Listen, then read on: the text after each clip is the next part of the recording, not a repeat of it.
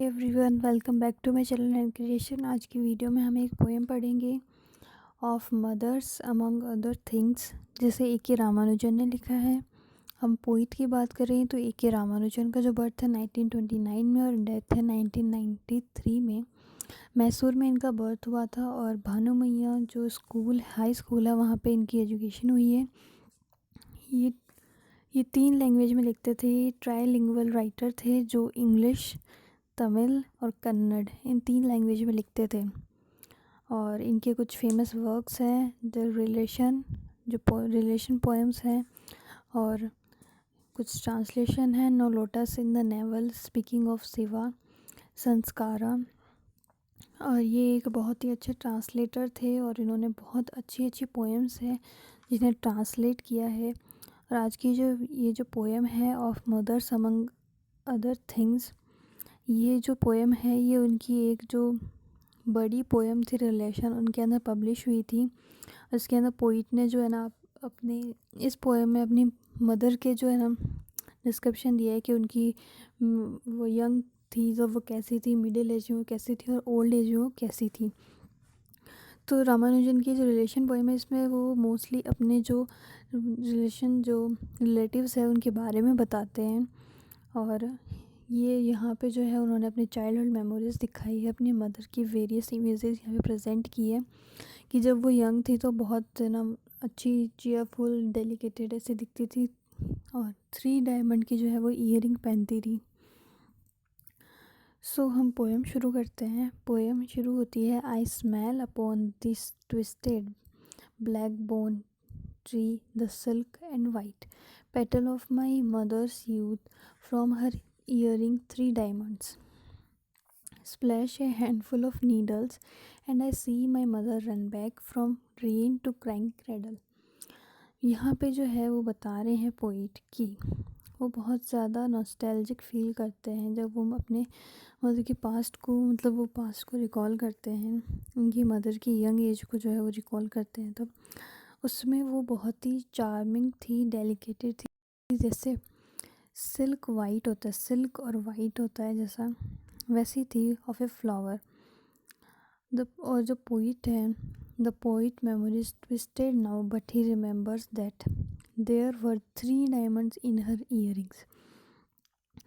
तो यहाँ पे बता रहे हैं ना स्टार्टिंग की line I smell upon this twisted, तो यहाँ पे वो मेमोरी की बात कर रहे हैं कि वो अपनी मेमोरी में मतलब याद कर रहे हैं जब उनकी मदर यंग थी तो वो एक बहुत ही ज़्यादा चीयरफुल, डेलिकेटेड दिखती थी, जैसे सिल्क एंड वाइट फ्लावर की जो पेटल्स होती हैं बहुत ज़्यादा अच्छी वैसे दिखती हैं।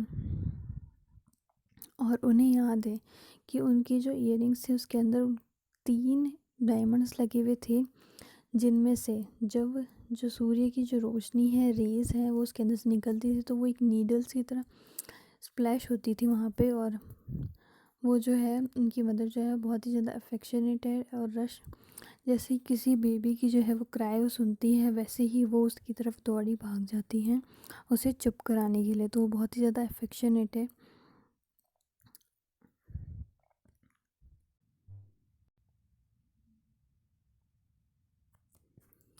With broken thread, the rays of the tree tassel light, but her hands are weight eagles, 2 black pink crinkled feet. One talon crippled in a garden trap set for a mouse. Her saris do not cling, they hang loose, feather of a one-time wing. अब इस stanza में poet क्या बताते हैं कि ये जो rain है,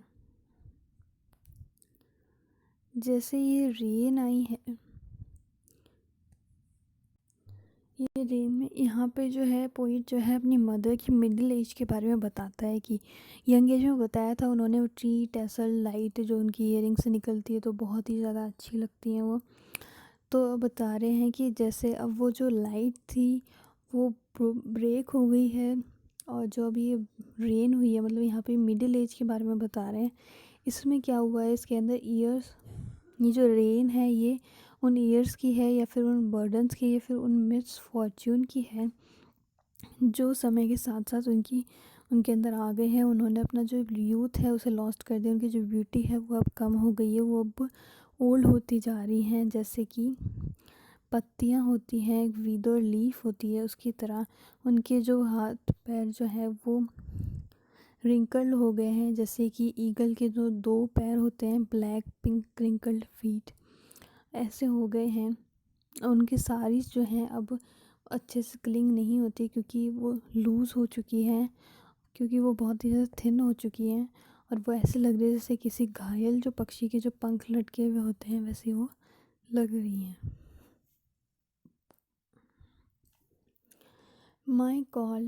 My cold parchment tongue links work in the mouth when I see her four still sensible fingers slowly flex to pick a grain of rice from the kitchen floor.